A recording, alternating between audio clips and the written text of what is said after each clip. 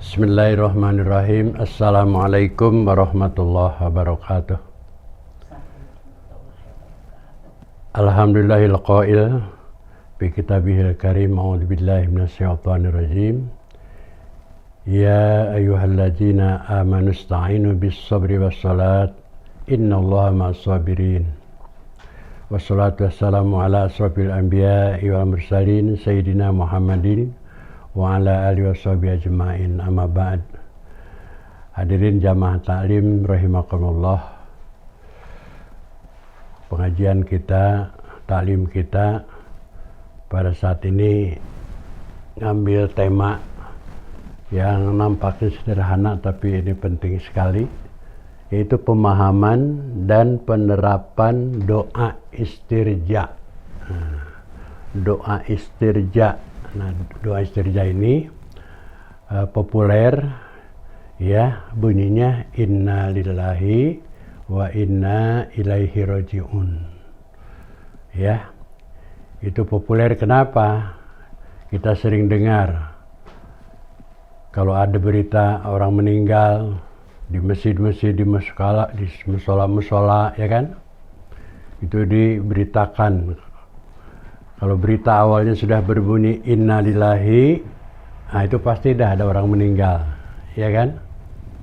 Nah, kemudian juga keseharian kita, ya, kalau ada sesuatu yang menyedihkan atau mengagetkan, baik secara lisan maupun coba di di WA selalu mengucapkan innalillahi raji'un, ya kan?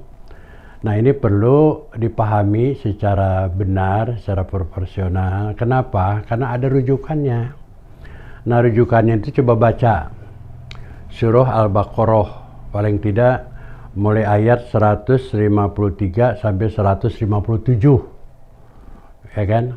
Nah, tadi di awal sudah dibuka itu seruan Allah, ya ayyuhalladzina amanu, terus ista'inu bisabri wassalat innallaha ma'as sabirin.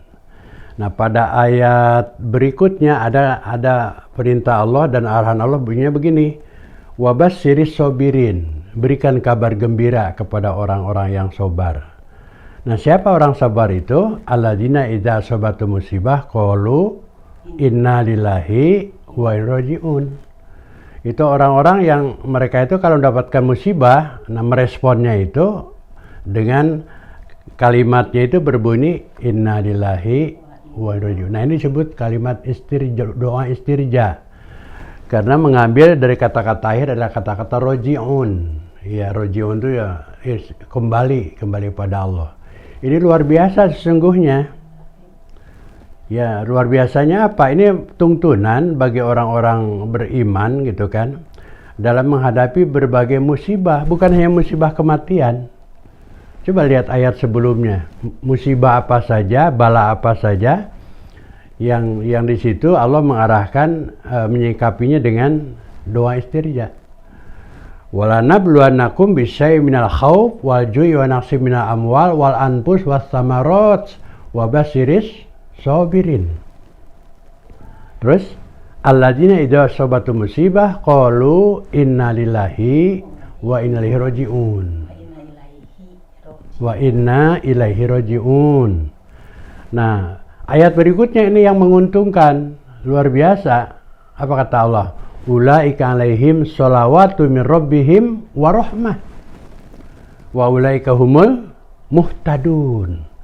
Mereka itulah yang akan mendapatkan istilah aslinya sholawat dari Tuhannya, sholawat dari Allah, dan rahmah, kasih sayang dari Allah. Mereka itulah yang mendapatkan petunjuk.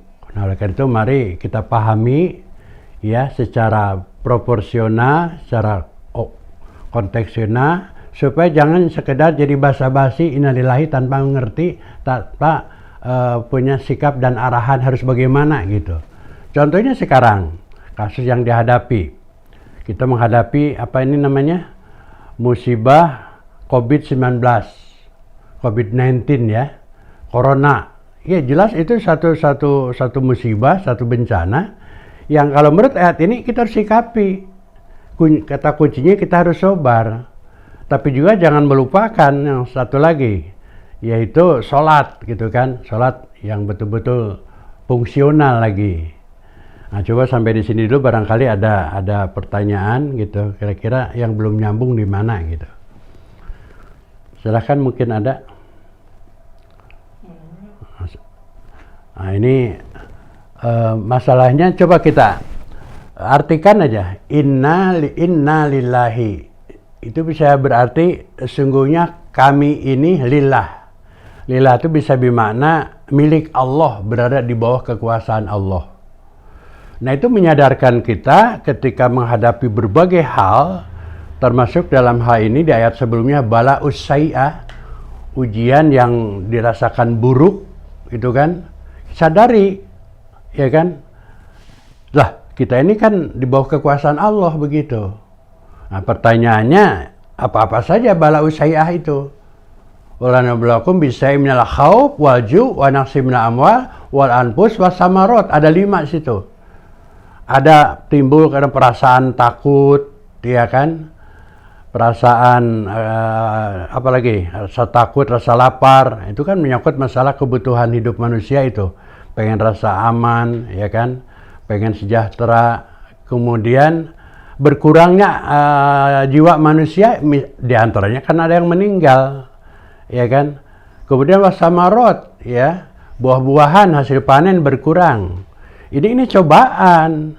Nah, menghadapi cobaan itu jangan pesimis, harus optimis. Makanya wabasyiris sabirin, gembirakan atau berikan kabar gembira bagi orang-orang yang sabar, yang tabah, yang tahan uji, yang tahan banting gitu menghadapinya. Nah, resepnya ini sadari kita ini innalillah. Kalau sudah innalillah, lalu sebagaimana menghadapi situasi yang begitu berat, yang tidak menyenangkan? Iya, wa inna ilaihi raji'un. Kita kembali kepadanya. Kembali kepada Allah itu bukan sekedar mengingat bahwa kita memang bakal mati nanti menghadap Allah, itu pasti. Tapi secara esensial kembali mengikuti petunjuk Allah harus bagaimana ini dalam hidup. Nah, inilah yang kita bisa lihat bagaimana ketika corona mewabah sedunia itu, kita dapat kabar berita di mana-mana kan. Di dunia barat aja banyak orang yang kemudian tiba-tiba kok jadi insaf, malah tertarik sama suara azan, ya kan? Dan banyak juga orang yang kemudian pengen masuk Islam gitu kan. Ya mudah-mudahan lah itu dapat hidayah. Walaupun manusia sering begitu, nanti diberikan cobaan bentuk kenikmatan, lupa lagi dan sebagainya. Nah, itu barangkali untuk materi sekarang ini, tolong gini ya, hafalkan tuh surah tadi Al-Baqarah ayat 153 sampai 157, ya. Bisa juga dari ayat sebelumnya gitu. Nanti kita sambung di lain kesempatan. Wassalamualaikum warahmatullahi wabarakatuh. Berapa menit?